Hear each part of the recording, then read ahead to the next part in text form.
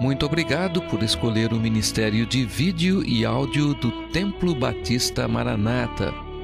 Depois de ouvir esta mensagem, visite o nosso site www.tbm.org.br. A nossa igreja oferece discipulado cristão, instituto bíblico e muitas oportunidades para o seu crescimento espiritual.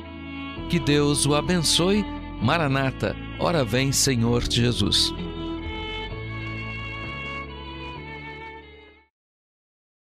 Irmãos, aqui temos um pouquinho da história da igreja. Essa igreja de Atos não era uma igreja que tinha virtude nela mesma, mas o poder de Deus estava sobre essa igreja, e pelo poder do Espírito Santo, então Deus exortou aqueles irmãos, e aquelas 3.000 almas se agregaram, e agora aqui essa igreja começava a viver o princípio do Evangelho. Estavam animados, estavam encorajados, estavam vibrantes pela palavra de Deus que estava viva naquele momento. Então o que nós percebemos aqui, eu queria tirar alguns ensinos para nós hoje, dessa igreja aqui, dessa igreja de Atos, é que como é que uma igreja pode fazer diferença? Como é que, agora ponha você, em vez de falar TBM, ponha o seu nome aí. Como é que eu, Omar, posso fazer diferença? Como é que eu, Igreja do Senhor, posso fazer diferença? O primeiro aspecto aqui é que essa igreja, de acordo com o versículo de número 43 aqui mesmo, era uma igreja cheia do Espírito Santo. Veja aqui, capítulo 2, 43. E em toda a alma havia temor, e muitas maravilhas e sinais se faziam pelos apóstolos. Agora o versículo 46. E perseverando unânimes todos os dias no templo, partindo o pão, em casa comiam juntos com alegria e singeleza. O que é um coração singelo? Singeleza de coração, simples. Simples.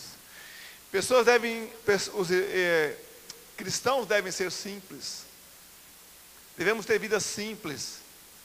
E o duro que a sociedade hoje, é tão complicada, porque faz você querer ser mais complexo. É dinheiro, é status de ter isso, é postura, é roupa que vai vestir, é carro que tem que ter, você entendeu? Tem que ser o carro da moda, tem que ser uma roupa, tem que ser um aparelho da moda. As tendências, eu fui comprar tinta para pintar minha casa, aí ele falou, a tendência da moda é essa cor aqui. Aí eu fiquei pensando dentro de mim, que moda que eu tenho que ter para pintar minha casa, que bobagem, mas é isso que, não, a tendência é essa. E interessante, versículo 40 aqui, e com muitas outras palavras, isso testificava e os exortava, dizendo, salvai-vos dessa geração. Gente, que ano que era esse? Era o ano o quê? Era o ano 33, 35, 30? Há mais ou menos o quê? 2030 anos atrás, Pedro já estava dizendo, salvai-vos desta geração perversa. E hoje? Se a geração do tempo de Pedro era perversa, imagina a geração de hoje. A igreja, não é a igreja, irmãos? Laodiceia, infelizmente é assim. E eu me envergonho da igreja, de ser da igreja. A pregação do púlpito é linda, mas a pregação das cadeiras para o púlpito é horrível. Eu estava falando com um jovem da igreja batista lá, que é parceira nossa. Pastor, os jovens dessa igreja, todo mundo tem vida sexual ativa. O quê? Eles são membros, estão trabalhando. Então, e você vê fraqueza na igreja. Você vê fraqueza nas pessoas, vivendo a vida podre, são religiosos. O pastor Fabiano estava falando sobre religião. Irmãos, não adianta você vir para a missa aqui. E hoje em dia está sendo assim. E sabe que eu ficava chocado às vezes? Eu estava lá sentando, ouvindo o culto, e lá é o seguinte, não pode passar de 20 minutos a pregação. A última pregação eu fiquei decepcionado. Sabe quando alguém botou aquele prato de arroz, eu sei o que você gosta, vamos botar aquele prato de arroz, feijão e carne, você deu a primeira dentada, que delícia, aí ele puxa aquele prato e leva e joga fora. Foi assim a pregação. Não deu tempo de comer, nem de mastigar. Já arrancou. E do meu lado, uma mocinha, desculpa a expressão, não está de pular no pescoço dela, com o celular dela no lixbook, né? Gente, pessoas vazias, crentes vazios, mentes que o diabo tem poder. Irmãos, a igreja do Senhor tem que ser uma igreja cheia do Espírito Santo. Salvar-vos dessa geração perversa. Pastor Joharmo, lembra do pastor Joharmo? Ele falava isso: quanto mais eu sirvo, alguém se lembra? Você se lembra que ele falava? Mais doce ele é. Essa frase é profunda, irmãos. Você já tem experimentado quanto Deus é doce, quanto Jesus é doce, quanto o seu poder é doce na sua vida? Irmãos, peça a Deus para ser cheio do Espírito Santo, clame a Deus pela fé, e Ele vai fazer de vocês. Gente, eu li um livro que me ajudou muito nessa caminhada, Espírito Santo, a chave da vida sobrenatural, de Bill Bright, o fundador da Cruzada Estudantil Profissional para Cristo, que é o pessoal do filme Jesus. Quanto mais o sirvo, mais doce ele é, mas peça para ele te encher, mesmo sem sentir nada, mesmo sem chorar, sabe, sem nada, mas peça que ele faça de você um homem cheio do Espírito Santo. Segundo lugar, o que destaca para mim uma igreja que faz diferença é que ela tinha uma mensagem, ela pregava uma mensagem de salvação. Versículo 38, né? Arrependei-vos, disse Espírito, arrependei-vos e cada um seja batizado em nome de Jesus Cristo para perdão dos pecados.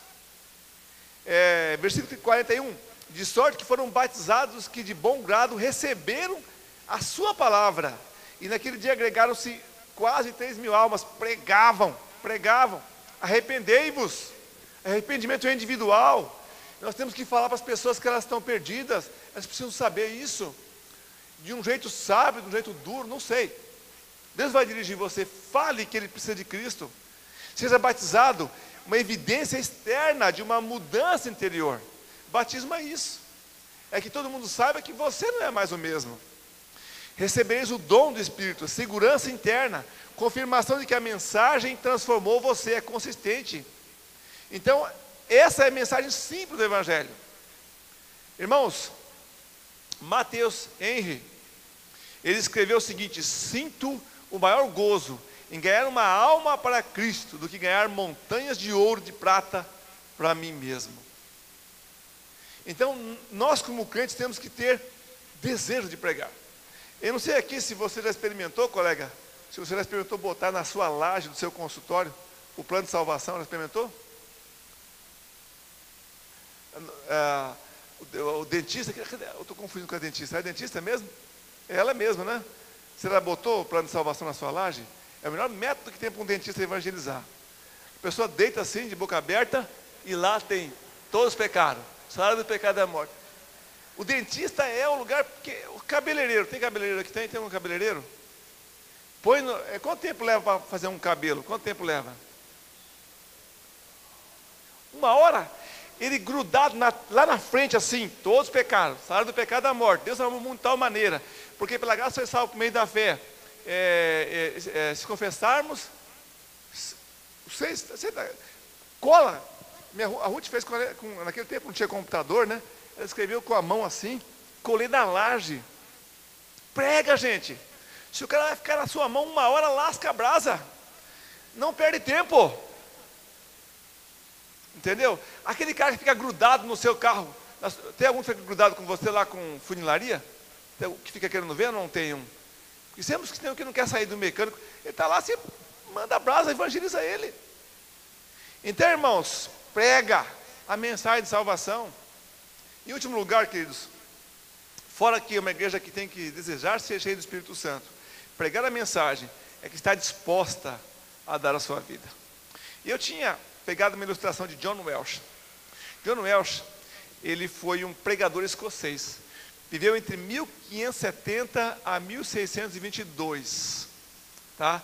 Ele casou com uma mulher chamada Elizabeth Knox, a filha de John Knox. John Knox foi um dos grandes pregadores do passado. John Welsh, ele era um homem, e me arrepio de lembrar da vida dele. E eu quero terminar com a vida dele, porque a vida dele como exemplo de dedicação. Porque eu tenho dificuldade, irmãos, de parecer o que eu não sou. O pastor Elias estava conversando com ele ontem, disse que lá no acerto de contas da igreja, todo mundo vai saber o seu podre, segundo ele acredita.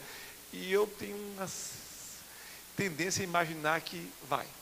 Então eu prefiro revelar meus podres agora, do que você ficar surpreso. Pastor Omar, então eu já quero que você saiba agora meus podres. Não quero que ninguém fique surpresa. Ah, já sabia. Eu já tinha contado isso. E ele, irmãos, na vida cristã, não é uma vida de teoria. O pastor Fabiano foi muito feliz hoje. Não adianta pintar o sepulcro por fora e parecer bonito, e por dentro é podre. Eu não quero ocultar meus pecados, irmãos, porque eu não quero ser mais envergonhado do que eu já serei. Porque não tem nenhum pecador que comparece perante Deus e fique em pé e bate no peito. Então eu gostei demais da ministração do pastor, porque em humildade é que nós devemos ser e comparecer perante homens e mulheres que nem publicanos. Eu sou um miserável pecador. Quando você entrar nessa igreja, quando você entrar em qualquer igreja para adorar a Deus, bata no peito: eu sou um miserável pecador. Por que eu não estou sendo aquilo que eu deveria ser, Senhor? Não se conforme com a sua vida. Então John Welsh, a mulher dele, Elizabeth, acordava de madrugada. Esse John Welsh, ele orava, sabe quantas horas, irmãos? 8 a 9 horas de oração por dia. Gente, eu não consigo 8 horas de oração por dia. O máximo que eu tenho conseguido é 1 hora. E sabe, ele pegava uma toga, porque a Escócia é um país, lugar gelado, né, no Reino Unido, e se colocava e estava deitado, caído no chão, chorando. O que foi? Por que você está assim? A esposa perguntava. Eu tenho que dar conta das 3.000 almas, e eu não sei como estão. Orando, clamando. E sabe uma das orações de John Welsh? Dá-me a Escócia. Senhor, dá-me a Escócia. E eu vinha com a Ruth falando: eu tenho vergonha, porque eu nunca pedi nem Mato Grosso do Sul. Você já pediu Goiás? Irmãos, amor pelas almas perdidas. Você vê a igreja aqui no capítulo 5, 40 a 42. Concordaram com ele e, chamando os apóstolos, tendo-os açoitado, mandaram que não falassem no nome de Jesus e os deixaram ir. Retiraram-se, pois, da presença do conselho, regozijando-se de terem sido julgados dignos de padecer afrontas pelo nome de Jesus. E todos os dias no templo e nas casas não cessavam de ensinar e de anunciar Jesus Cristo. Irmãos, eu não sou igual a eles, mas nem de perto. Eu me envergonho daquilo que eu sou. E peço a Deus que Ele me dê ousadia para sacrificar a minha vida em favor do Evangelho. Vocês pensam que para mim é sacrifício ir lá para o norte? É bem verdade que eu preferi ir a Anápolis. Hoje eu dormi aqui em Goiânia, né? E acordei suado. Lá em Anápolis, não. Aquela cama gostosa, aquela casa maravilhosa que eu tenho, né? Aquela geladinho de noite. Lá, às vezes parece Anápolis, né? Quando você está de madrugada que gela dormindo na rede, aí você lembra de Anápolis. Mas de dia, parece que o caldeirão chegou ali e ficou, né? Mas você acha que eu me impressiono? Estou me sacrificando por Jesus. Muito pelo contrário. Quem de vocês come peixe quase toda semana? Eu como. Quem de vocês pode tomar açaí com cupuaçu de vez em quando? Então, irmãos, sacrifício é alguma coisa que eu não posso falar que eu estou fazendo. Se você acha que pode ser só porque eu era um cirurgião, dentista, agora estou trabalhando como peão, para mim é um privilégio, consertar coisa, arrumar, né? Agora eu tive o privilégio de assentar um tijolo, eu acho que eu vou aprender isso aí. Eu lembro do irmão Joseph, 1986, contaram a história dele. Eu não sei se ele era de Zâmbia ou se era de Zimbábue, não sei se é o mesmo país. E aí ele estava viajando, ali encontrou um crente. E o crente contou de Jesus para ele, da ressurreição, da salvação, e ele ficou tão impressionado, que ele deu meia volta e voltou para a aldeia. Aí ele chegou lá, chamou todo mundo e pregou de Jesus, falou da salvação e tal. E os anciãos daquela